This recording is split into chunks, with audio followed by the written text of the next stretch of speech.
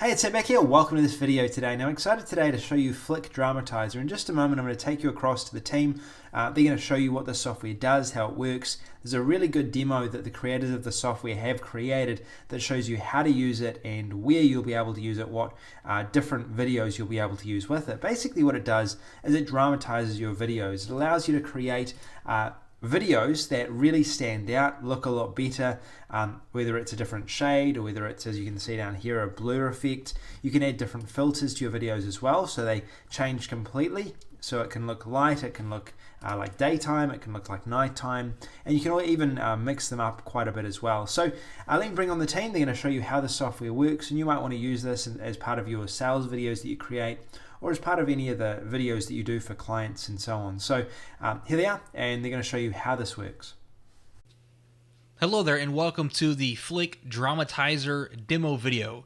So when you first load up the software here, we have two different project types. We have the easy video editing, and then we have a more advanced if you want more controls and more editing options. I'm going to go ahead and jump into the wizard here for the easy to get started and show you exactly what it looks like and how it works.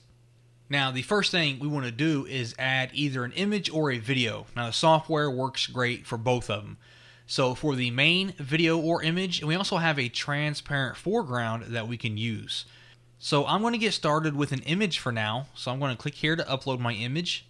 And what I have selected is just a sample logo that I want to add some effects to it.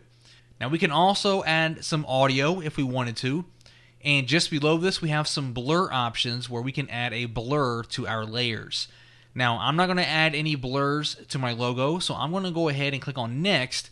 And when I do that, we now have all these different effects that we can use and choose from. So we have a bunch of different animated effects, and we have some static effects that you see here. So let's try the 3D computer, for example. Next, we're going to click the Is Enabled option there.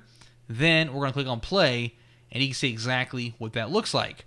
So I can turn this off. I can select a 3D shield, for example, enable it, click on play, and see how that looks with my logo. And of course, we can enable more than one. We can do the 3D shield and the 3D computer and play that and see how that looks. So as you can see, we have a bunch of different ones to choose from. We have snow, for example. We can see the snow falling down. And you just scroll down here, and we have a ton of different effects that we can easily add to an image or even a video that we have. So this one here, drawing paper, for example, looks pretty cool, right? Pretty cool stuff that we can add to our projects that we're working on. And if I show you some of these static ones, let's go ahead and do this one here, a distort, enable it, click on play, and we can see what that looks like. Now, each one that you select, you're going to notice on the right-hand side, if I go back to my animated and I click on this one, for example, underneath each one, you're going to notice we have options to further edit that effect. So if I select iVision 1 and click on play, we can see what that looks like right now. But now, if I change these around, add that one up and bring this down, for example, and bring this up, click on play, you can see it looks a lot different than it previously did. So each option and each effect has its own set of options beneath that we can customize even further.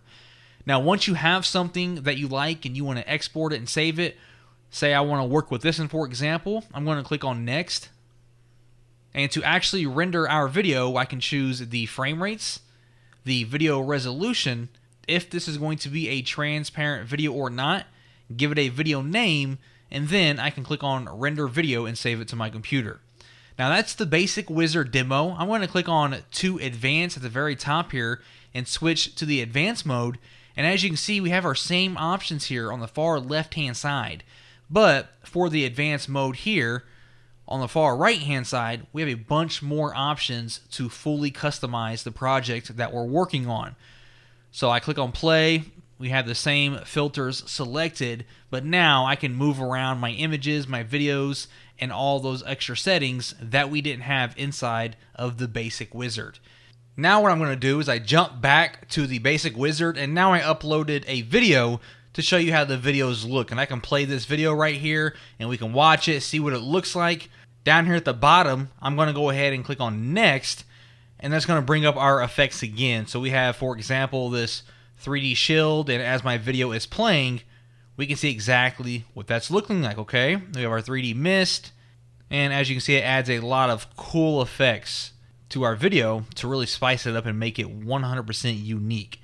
Got this cool one right here I like, is the blood on the screen. I think that one's pretty cool. And at the top here, I'm going to switch over to the static and show you, again, we have a ton of these we can choose from. I'm going to go all the way to the bottom here. Let's go back up a little bit. And if I select this one, for example, we can see exactly what that looks like. So let's go ahead and turn these off for now. I'm going to head back to the animated, for example. And I'm actually going to go ahead and click on the switch to advanced here to show you with our video, it's still the same. We still have our animated options and static options on the far left that we can select, like that there. And then on the right hand side, once again, we can move our video around. So if I adjust the video here, as you can see, it changes how it looks inside of our preview. So we can adjust that, and we can offset it completely, move it around, and we can do the same thing with the images, just like we're doing with the video here. And if I wanted to select one of these, this one for example, and I wanted to adjust these settings, at the very top hand right, I can click on Effect Settings, and I can change those here. We can turn the speed up, the intensity up, and so forth. Alright, so here we are back on the main screen, and I want to talk to you about and show you one more thing before we finish this video, and that's going to be your overlays.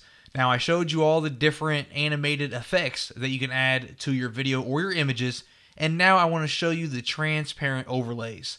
So just underneath the main video option that we have here, I currently have my video uploaded, we can choose a transparent foreground. And that can be an image or a video. So I'm going to click on video and upload a transparent video that I have. And once that uploads, you can see it says, do I want to set that video as my foreground? So I'm going to click on yes. And once I do that, you can see that we have this transparent animation playing on top of my video. Now this can be used for anything, images and videos. You can have transparent arrows pointing down, things like this here, raindrops coming down the screen, pretty much anything you can think of. This just allows you to add that extra overlay to really spice up your content. So once we have that uploaded, we can click on next, and of course we can add our different options here just like we could originally. So we can come through here, we can see what these look like, and everything that you select here is still going to be applied to your main layer, but not the foreground, as you can see here. Alright, so those are the different options, effects, and overlays that you can implement into your Flickdramatizer projects.